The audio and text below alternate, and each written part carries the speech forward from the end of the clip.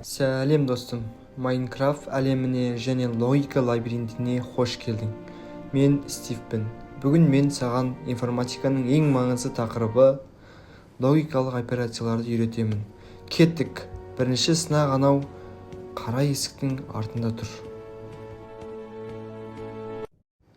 Қара, мына есікті ашу үшін бізге логикалық және амалын орындау керек.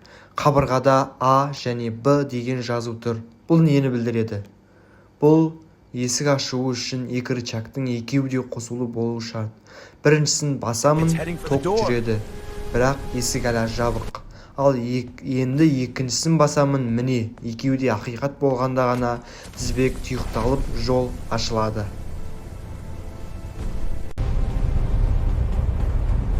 Алдымызда лава. Қорқпа, бұл жерде бізге логикалық немесе көмектеседі. Мұнда екі батырма бар. Оның біреуін ғана бассаң да жеткілікті. А немесе Б дегеніміз ең болмаса бір шарт орындалса, нәтиже ақиқат болады деген сөз.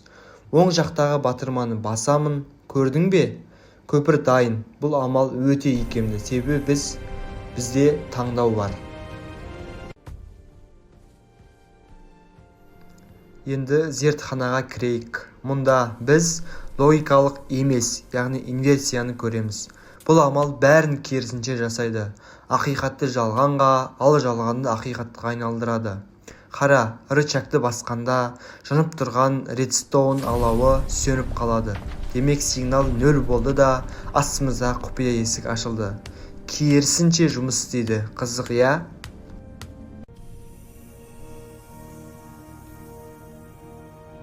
Ал енді ең қиын жұмбақ. Бұл жерде бізде жақша және терістеме бар.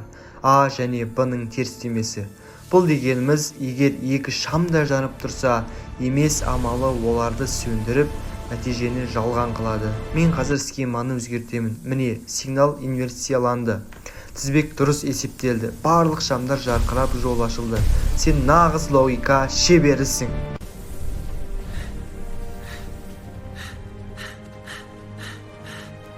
Мінекей, біз лабиринттен шықтық. Ура! Бүгін сен логиканың негізгі 3 заңын үйрендің. Бұл білім саған тек Майнкрафтта емес, нағыз бағдарламалауда да көп көмектеседі. Бүгінгі сабақ аяқталды. Рахмет, сау бол достым. Келесі кездескенше, чау.